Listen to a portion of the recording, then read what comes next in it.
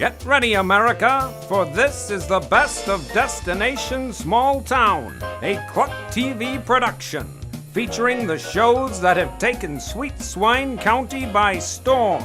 The reality hit, The Real Housewives of Sweet Swine County, Sweet Swine's favorite music show, Backstage at the Commune, the tastefully done cooking segment, Cooking It Up with Betty, the always zany soap opera, As the Corn Grows, and of course, the wildly popular talk shows that share what's happening inside and outside Sweet Swine County.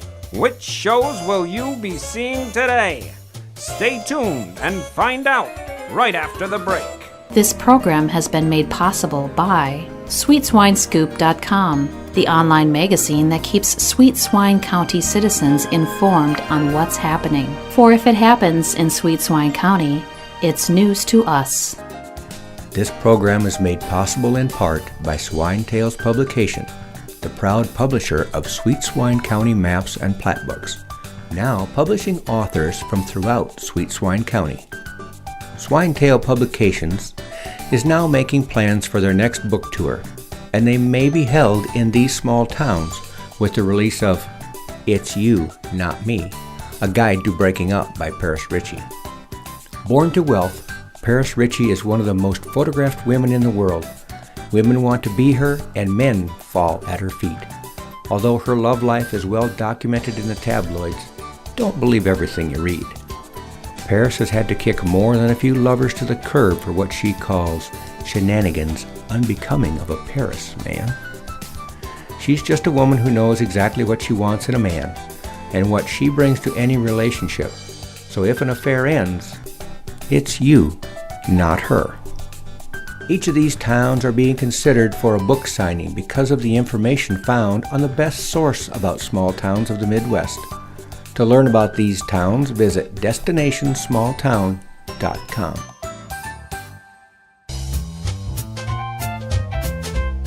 Get ready, because now you can watch a full of fun daytime talk show that shares the latest and greatest news about the people, places, and events found all over our story country.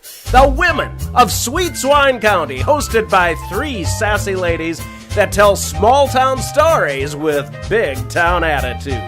Now on this station and the web.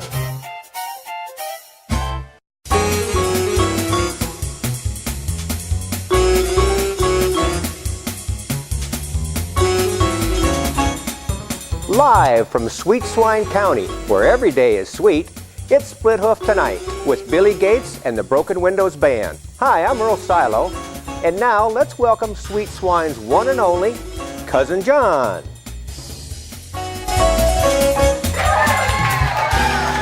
Hey, good evening, ladies and gentlemen. Welcome to another great episode of Split Hoof Tonight. Earl, good to see you. Good to see you, Cousin John. Hey, you know, Earl, I saw on TV the other day that numbskull Michael Moore.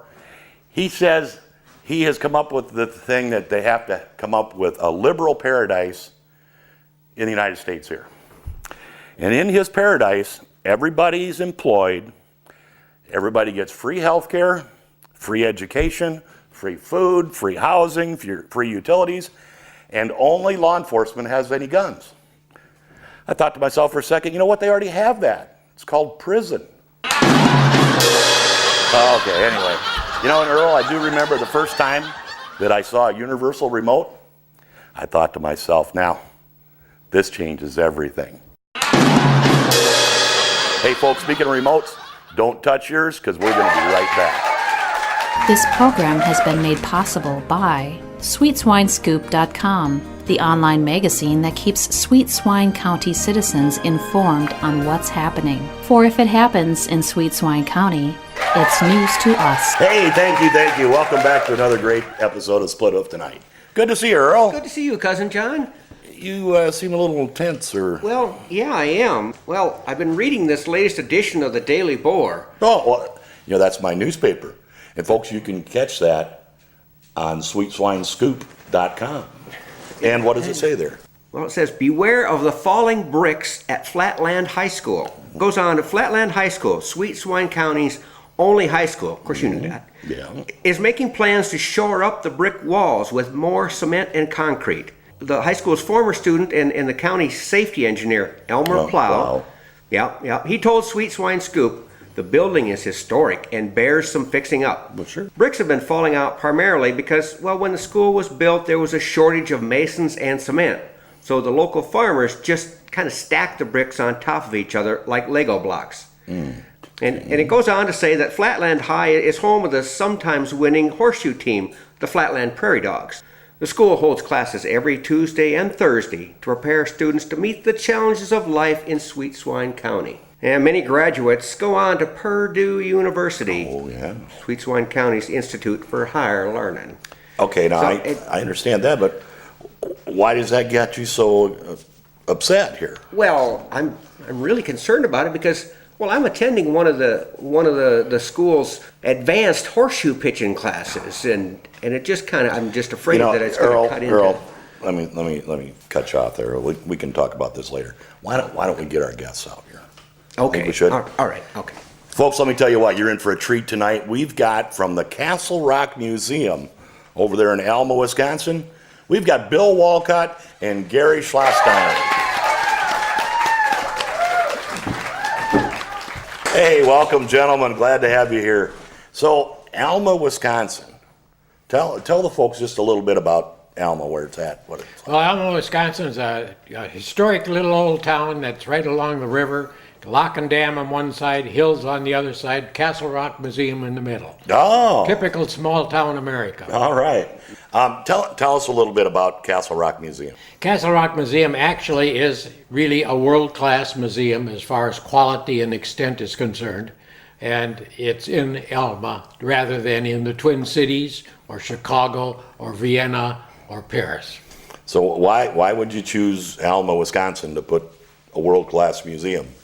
Primarily because that's where I live, and after I had accumulated the collection and realized the educational value it had, I felt that it had to be out where the public could see it, and I did not want to ship it off to Chicago or places like that. I was contacted by several large museums that would have been very happy to take the collection, but then I lose control of it, and I also lose the ability to enhance it. Sure. So how did you get started collecting? When I was a 10-year-old boy, I was walking down the street in Winona, Minnesota, haunting the secondhand shops with my couple dollars of accumulated allowance. And I went into the chicken gusses and bought a Civil War musket for $3. So what are some of the highlights of your collection? Well, if you go to an Arms and Armor museum, you're looking for arms and armor, and particularly when we think of armor, we normally think of the knight in shining armor, and probably the most special piece in our collection is an entire suit of shining armor of the time period of 1520. We're able to date it within 5 years of when it was built.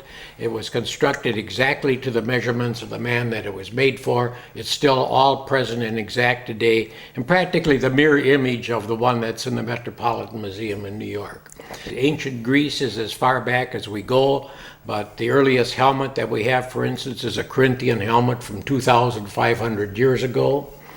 We have, during the period of the Crusades, a Crusader sword that we took to England and had authenticated as having actually been carried in the first Crusades in marvelous condition for its age. Everybody around our countryside is interested in Vikings, of course, and we got a beautiful chieftain sword with gold and silver inlays in it that was found less than 20 years ago by a couple of canoers on a small river just off the Rhine. So now I understand that some of your displays are kind of unique. Tell us a little bit about that. Well, if you go to a museum, normally everything, you can't get close to it. You have to be back 6 feet or more. Practically everything is covered in glass or plastic or something like that. There's guards standing everywhere watching you. There's no real information on the walls themselves, nothing pictorially to explain how these things were actually used. We think that we shouldn't just have an old piece or a pretty piece. We should be able to tell a story. The story should be able to tell how the average fighting man, not just the great nobles, how they actually lived and how they actually fought their battles and won their wars in those days. And that's basically the way we've got it set up. We intermix art from the time period, not the original very, very valuable painting, but a beautiful reproduction of it, mixed in with the real authentic pieces that we have that show how these things were being used back at the time period when they were really in use. We found that that's gone over very well. We've got a big, open, expansive room that we're in. The building itself looks like a castle, a modern-built castle, but a castle. It's all very well lit. We let people get up very, very close to it. Most of our exhibits, the person can get inside of 3 feet to be able to look very closely at an object. Another thing, we've worked very hard on trying to display it so that it's pleasant in the way it looks, and our exhibit designer has done a beautiful job of presenting it that way. So what are some of the misconceptions about arms and armor that You want to take that one, Bill? Sure. Well, you know, one of the big misconceptions is how heavy it is. Everybody just assumes that the armor is so heavy you could barely maneuver in it.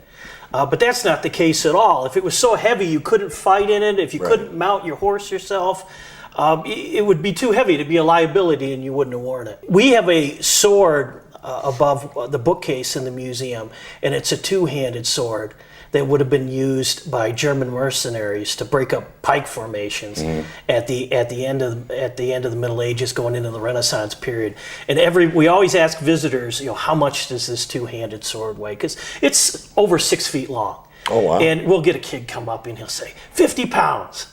You know, and you think, well, how would you swing 50 pounds? And it only weighs 8 pounds. Most big weapons like that weigh less than 10 pounds. So now we are in for a treat. You did bring a few things for us to look at, I take it. Oh, yes, definitely. Great. What do we got? Why don't we start with the helmet, and I'll hold it and Gary can describe it to you. That reminds me of looking for the Fountain of Youth, you know, like Ponce de Leon. You used to see the pictures That's of. right. That's the image that everybody thinks of when they think of the Spanish conquistadors. Yep. Actually, it's an Italian style. It was used all over Europe like that. Our earliest helmets are made of bronze, and after that they're made of small pieces of iron that are ridged together. But this actually is made out of one piece of metal. There is no weld mark in it anywhere. But just imagine, this entire helmet is made out of one piece into the forge until iron can be formed, hammered a little bit until the temperature changes, back into the forge, back and forth. Look at how protective it is. The swords slide off the top. It's very strong. Can take tremendous impact. We were just talking about how heavy full armor is. And people think that something like this is going to be very, very clumsy, and it's not. Bill mentioned about the fact that we've got a full set of armor where a man's clothed in armor from his head to his foot, the full plate, 1500s period of time.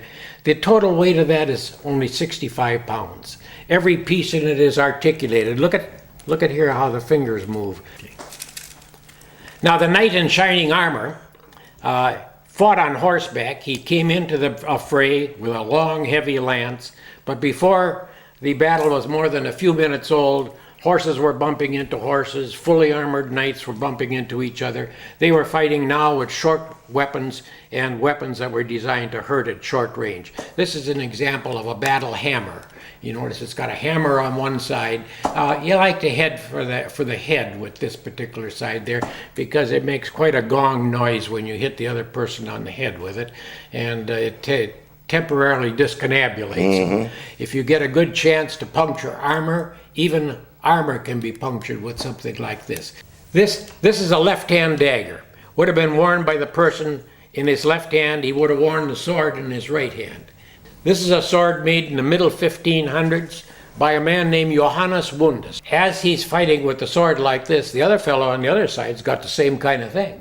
And he's swinging that at him too. He's trying to catch it with this sword here too, but if he doesn't catch it with this sword here too, then that's what the left-hand dagger is for. It's to catch the other man's sword so that it catches in here like this before it gets to him like that. Now let's take a look at the mace over there. I said that the knights fought head to head like that, shoulder to shoulder more probably.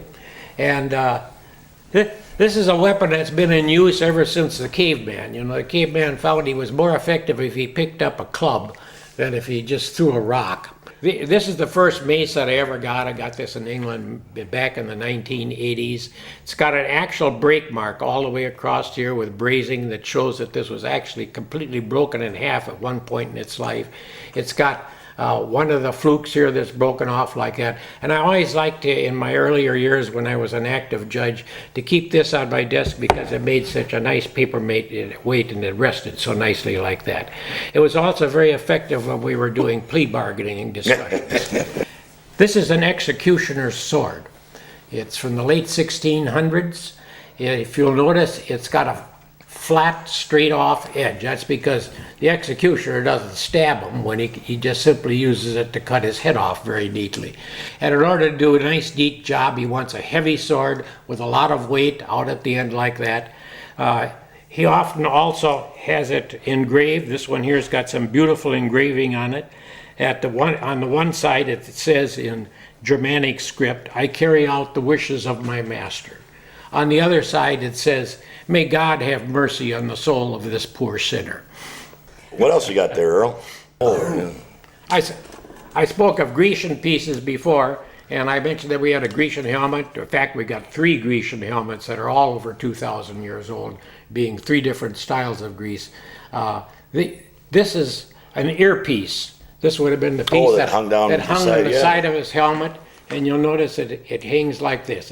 So as that earpiece sits there, his mouth is open, his eyes are visualized, his nose is protected. He was always very interested in protecting his nose. All early helmets have nose guards of one kind. There's some stuff up there.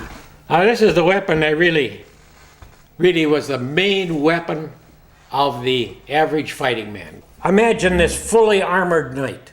He's got a horse that's completely armored across the chest, completely armored across the head as well. He's charging down on this poor foot soldier, and that was 90% of the men on the battlefield. The poor foot soldier is not wearing armor. He's maybe wearing a metal helmet. That's about all he can afford. But he can manage to hold off and handle a knight with a weapon like this, which was invented by the Swiss in the 1400s. Here comes the horse. The horse comes, he sets that against his foot like that. He drops that chest high on the horse. The man on foot and the man on horseback know that horse is going to swing one side or another.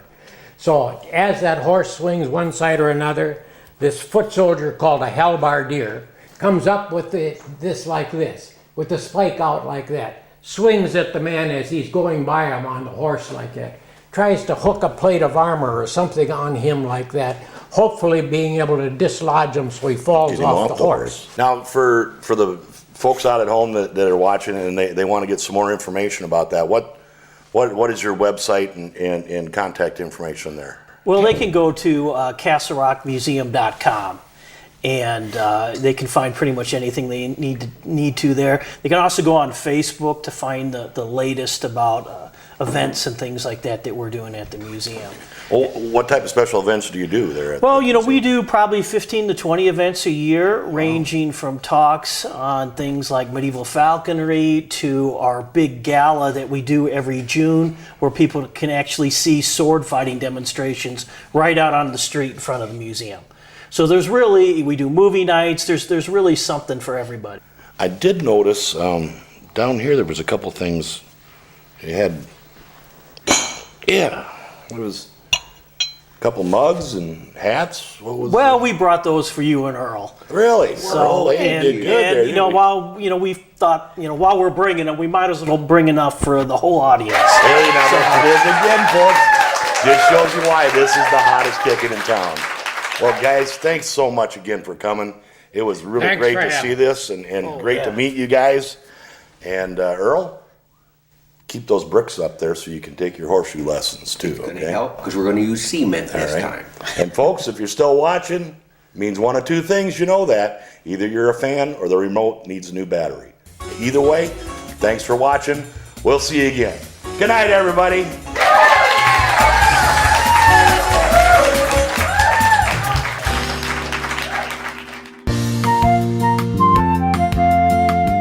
Get Get ready, because just when you thought you'd gotten the cockleburs out of your overalls, they're now on TV. That's right, this is one weed you won't want to pull. The Cocklebur Morning Show, with hosts who deliver a mix of news, entertainment, and information about the communities throughout our story country. Now on this station and the web. This program is made possible in part by Swine Tales Publication, the proud publisher of Sweet Swine County maps and plat books, now publishing authors from throughout Sweet Swine County. Swine Tale Publications is now making plans for their next book tour, and they may be held in these small towns with the release of Earl Steps Out, My Story by Earl Silo. Born and raised in Sweet Swine County, he never saw any reason to leave. After all, what could be better than good old Split Hoof? Oh, sure, he's considered going to Newport for the annual Running of the Pigs Festival. And he said he does enjoy a good pig race now and again. But when it came right down to it, he just couldn't make himself get all gussied up and drive 10 miles to see some other farmer's pigs race. Then he met Cassidy Davis, and she convinced him that he needed to get out of Sweet Swine and step out. She held his hand, so to speak, which got him out of Sweet Swine, but into hot water with his best girl, Clarice. But that's a whole nother story. Each of these towns are being considered for a book signing because of the information found on the best source about small towns of the Midwest. To learn about these towns, visit DestinationSmallTown.com. Who are these people and what are they doing? Well, they're talk show hosts, tourists, celebrities, and reporters from your neighboring county of Sweet Swine. Yes, I said Sweet Swine County, and they're sharing what they've learned about the businesses and points of interest in the small towns of the Midwest. Learn all that they learned on DestinationSmallTown.com.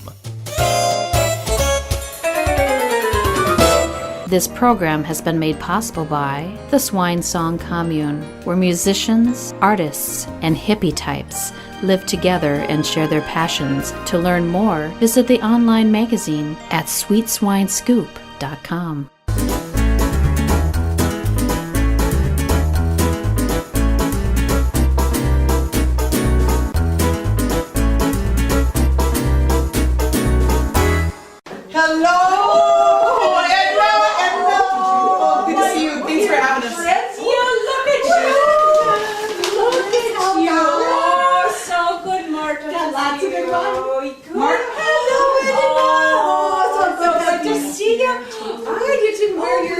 Well, I thought this kind of went better with my gray. Oh yeah, you're that kind of person. Well, you gotta kind of match. Okay. It works. Okay. It works. Hey, I got the coffee. And I got the baby. Oh, yes. I got the wine. Oh, thank you so much, you ladies. You're such lifesavers.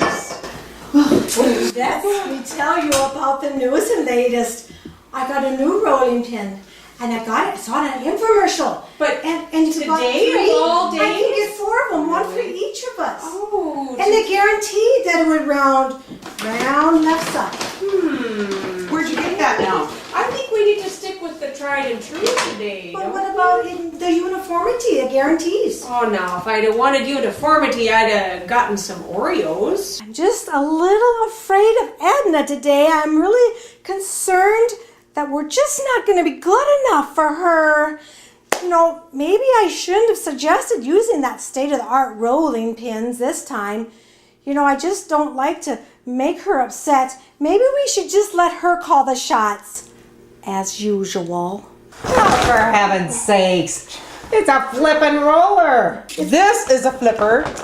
This is a roller. You'd think after all these years, Marta, you would know the difference between the flipper and a roller. Have you been drinking? You think? Well, it is 9 o'clock somewhere. Don't you mean 5 o'clock? No, ladies, I think we're starting this out on kind of a negative vibe. I'm not very comfortable with this. Well, it is true. Many batches of lefse have been ruined, and marriages, for that matter, been ruined by bad karma. Good grief. You would think that Edna would be happy for our help. we are doing her a favor here. She comes across as this tree-hugging, granola-eating, peaceful hippie most of the time. You add a little stress, just a little stress, and she becomes Mother of the Bridezilla. We need to straighten up here. Yeah. What do we need? Let's have a toast. Let me tell Okay. you, before we go to the toast, I've got some new stemware, ladies. I got them on a really good deal downtown. 75% off. I'm so excited. I used my 3-legged punch card from the dog shelter that we won. You know that punch card Yeah, that you we won? betcha. Yes. And I got 75% off. Really? Let me show them to you, okay? Can I show you? Yeah, sure. Here we are. Look at this, and even this little widget gadget to put them on. I got that on sale too. Yeah. One for you. Beautiful. Yes, I should have her. And the biggest glass for me. Oh, yeah, you'd say that. So you got these on sale. We'll just pour you a little to start with. Do you like? Yes. Oh, yeah, they're nice. Okay. They're nice. Okay, let's Should we just have a toast? All right. Okay. Sure. Here's to rolling Through the years, through the laughter and the tears. Keep it tender. Keep it thin. Roll them around. Oh, but not too brown. Cling to the left, cling to the right, cling to the center, and let's not fight. Yes. Good Now. one, Marta. Now, you ready to get Oh, started? I think we're ready to roll and try out these state-of-the-art rolling pins. No, but it better be 100% guaranteed because you know, 100%. ladies, It's we're making this for my daughter's wedding, and it's gotta be our best effort yet. It's gonna be okay. Edna, we've done worse. We've done better. But we've done worse, for sure. I sense that Edna is really stressed out about this wedding preparation. Luckily,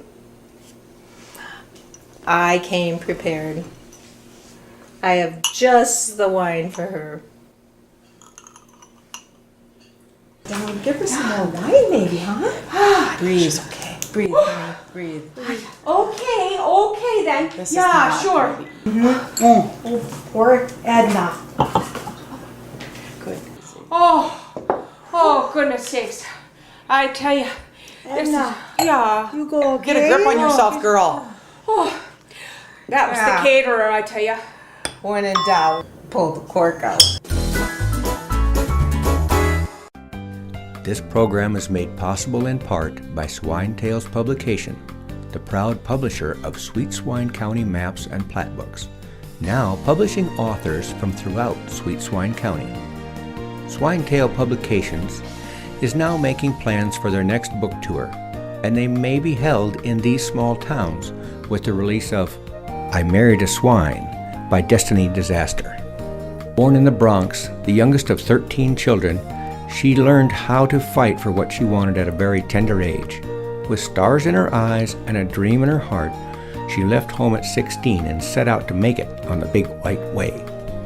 Undeterred by the competition, she found herself waiting tables at the Footlight Cafe in order to keep a roof over her head when a chance meeting led to what she believed to be the love of her life.